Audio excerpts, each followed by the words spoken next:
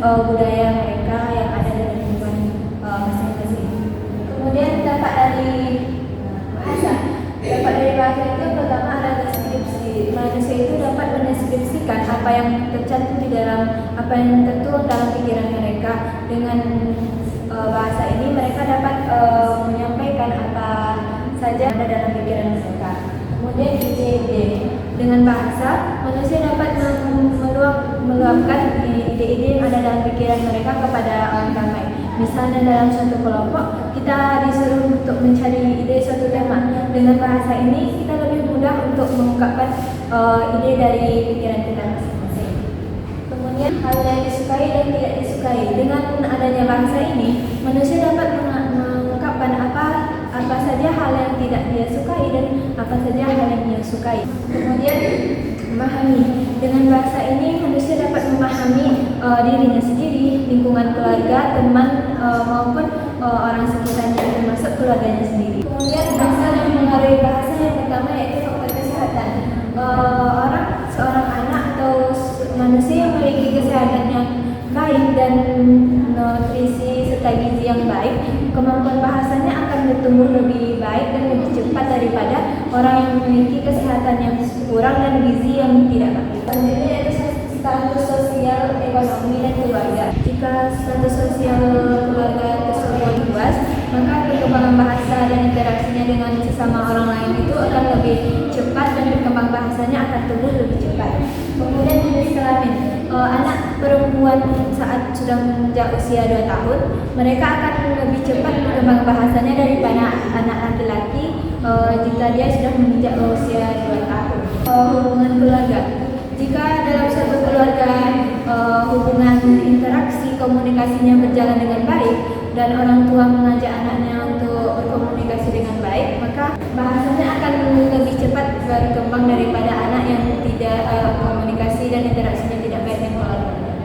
Baiklah, saya akan melanjutkan materi bahasa yaitu tentang ragam bahasa. Ragam bahasa itu adalah variasi dalam bahasa menurut pemakaian berbeda-beda, menurut topik yang dibicarakan, menurut hubungan pembicara, lawan bicara, dan orang yang akan dibicarakan.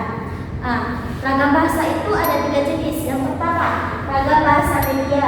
Ragam bahasa media itu juga terbagi 2. Yang pertama, ragam bahasa lisan. Ragam bahasa baku lisan didukung oleh situasi pemakaian sehingga bisa terjadi peniadaan kalimat. Nah, ragam selanjutnya ada ragam bahasa tulis, yaitu dalam penggunaan ragam bahasa baku tulis, makna dan kalimat yang diungkapkan tidak ditunjang oleh situasi pemakaian. Ciri-cirinya yaitu tidak memerlukan orang kedua, tidak tergantung situasi, harus memperhatikan unsur tata bahasa, berlangsung lambat, selalu menggunakan alat bantu. Jika terjadi kesalahan tidak bisa dikoreksi, dan yang terakhir tidak bisa dengan gerak tubuh. Nah, kalau di ragam bahasa lisan kebalikan dari ragam tulis, yaitu memerlukan orang kedua atau lawan bicara, tergantung situasi, kondisi, ruang dan waktu. Nah, terus memperhatikan intonasi dan bahasa tubuh. Terus juga berlangsung cepat. Jika terjadi kesalahan bisa dikoreksi langsung. Dan yang terakhir bisa dibantu dengan menggunakan gerak tubuh dan intonasi. Yang kedua itu ada ragam bahasa cara pandang penduduk, yaitu ragam bahasanya yang terdiri dari ragam dialek, ragam terpelajar, ragam resmi, dan ragam tak resmi. Yang ketiga ada ragam bahasa berdasarkan topik pembicaraan, yaitu ragam bahasanya terdiri dari ragam bahasa ilmiah, ragam hukum, ragam agama, ragam sastra, dan ragam sosial. Selanjutnya ada kajian bahasa dalam perspektif psikologi atau yang disebut dengan psikolinguistik. Psikolinguistik merupakan ilmu yang mempelajari bagaimana bahasa manusia digunakan untuk dipresentasikan dalam pikiran serta bagaimana kapasitas kognitif lainnya mendukung pemrosesan bahasa. Nah, psikolinguistik berasal dari 2 kata, yaitu psikologi dan linguistik.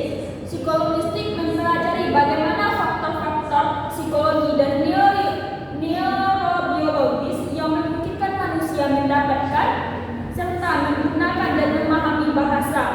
Dan psikologi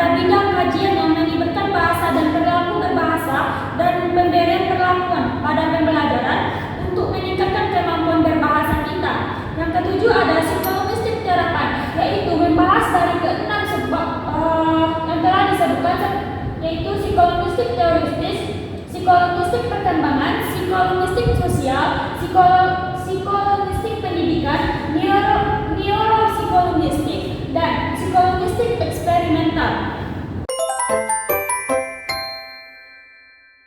Baiklah, materi selanjutnya yaitu tentang bicara atau komunikasi. Komunikasi sendiri berarti proses penyampaian sebuah pesan, informasi, pikiran, atau perasaan seseorang kepada orang lain. Dalam sepanjang hidup manusia pasti akan mengalami yang namanya komunikasi, baik itu secara kebetulan, sukarela, secara terpaksa maupun tidak sengaja. Komunikasi itu berasal dari kata bahasa komuniko yang artinya membagi. Maksud membagi di sini yaitu membagi suatu tugas bagi diri serta pikiran. Dalam bahasa Inggris, komunikasi itu berarti communication, sedangkan dalam bahasa berarti communicate. Komunikasi sendiri dapat dilakukan secara verbal maupun non verbal. Jika secara verbal itu dengan menggunakan kata-kata, sedangkan non verbal itu dilakukan dengan cara gerak tubuh, ekspresi wajah serta bahasa tubuh. Komunikasi sendiri tidak dapat dijauhkan dalam kehidupan kita sendiri sebagai manusia, karena manusia merupakan makhluk sosial yang adanya interaksi sosial. Interaksi sosial ini dapat dibangun dengan hubungan antar perorangan dengan kelompok, baik dengan kelompok maupun dengan kelompok. Dengan ada komunikasi ini, manusia akan lebih mudah menyampaikan apa yang dia rasakan, menyampaikan ide-ide yang ada dalam pikirannya, serta membangun dan memperkuat hubungan antar individu dengan individu yang lainnya. Baiklah, saya akan melanjutkan materi tentang komunikasi. Selanjutnya itu ada syarat terbentuknya komunikasi. Yang pertama itu adanya dua orang atau lebih. Orang pertama itu berfungsi untuk mengirimkan pesan yang akan dibicarakan. Orang yang kedua itu berfungsi untuk menerima pesan yang akan dibicarakan. Yang kedua itu ada sumber. Sumber komunikasi berasal dari orang, buku, lembaga, dan lain-lain. Yang ketiga ada komunikator. Komunikator itu adalah pelaku penyampaian pesan. Ada berupa individu, kelompok, dan organisasi. Organisasi itu seperti TV, radio, surat kabar, film, dan lain-lain. Yang keempat itu ada pesan. Pesan adalah keseluruhan yang disampaikan oleh komunikator. Yang kelima itu ada saluran atau channel, yaitu digunakan untuk dalam penyampaian pesan. Seperti kalau saluran komunikasi itu ada yang formal dan ada saluran yang informal. Yang keenam ada komunikan. Komunikan itu adalah penerima pesan dalam komunikasi yang berupa individu, kelompok, dan massa. Yang ketujuh itu ada efek atau hasil, yaitu hasil akhir dari suatu komunikasi dengan bentuk terjadinya perubahan sikap dan perilaku komunikan. Perubahan itu bisa sesuai dengan keinginan atau perilaku orang lain. Selanjutnya yaitu menurut Thomas Gage ada beberapa unsur penting dalam komunikasi. Yang pertama itu ada pengirim pesan, pesan yang dikirimkan, bagaimana pesan tersebut dikirimkan, penerima pesan, dan umpan balik atau feedback. Kesalahan-kesalahan dalam komunikasi disebabkan ada dua hal. Yang pertama itu terbatasnya pembendaharaan kata atau simbol, yaitu seringkali apabila yang kita pikirkan atau yang kita rasakan tidak dapat kita ungkapkan dengan sempurna karena tidak ada simbol atau kata yang tepat. Hal ini masih dapat diatasi dengan mengulang atau memperbaiki kalimat itu. Yang kedua ada terbatasnya daya ingat. Hal yang kita lihat, pikirkan atau rasakan makin lama makin kabur dalam ingatan kita. Hal itu dikarenakan akan dikomunikasikan setelah lewat beberapa saat yang cukup lama dan saat terjadinya atau terpikirnya atau terasanya hal tersebut, maka penggambaran kita sudah tidak sempurna lagi. Baiklah, saya akan menjelaskan jenis komunikasi. Nah, jenis komunikasi ini terbagi menjadi dua. Yang pertama itu komunikasi verbal, yang kedua yaitu komunikasi non-verbal. Nah, komunikasi verbal ini merupakan komunikasi yang disampaikan komunikator kepada komunikan dengan cara tertulis. Nah, komunikasi verbal ini menempati porsi besar karena kenyataannya ide-ide, pemikiran, serta keputusan lebih mudah disampaikan secara verbal dibandingkan dengan non-verbal.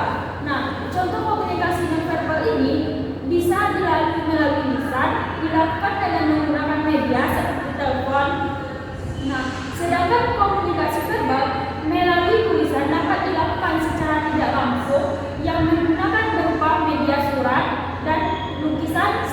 gambar. Beberapa unsur-unsur yang terdapat di dalam komunikasi verbal ini, yang pertama ada bahasa. Nah, bahasa merupakan suatu sistem lambang yang memungkinkan orang lain berbagi makna. Lambang bahasa yang dipergunakan adalah bahasa lisan, tertulis, dan kertas ataupun media elektronik lainnya. Yang kedua yaitu ada keterbatasan bahasa. Keterbatasan jumlah kata yang tersedia untuk mewakili objek kata-kata adalah kategori untuk merujuk pada objek tertentu seperti orang, benda, peristiwa, sifat, dan perasaan. Yang kedua ada komunikasi non-verbal. Komunikasi non-verbal merupakan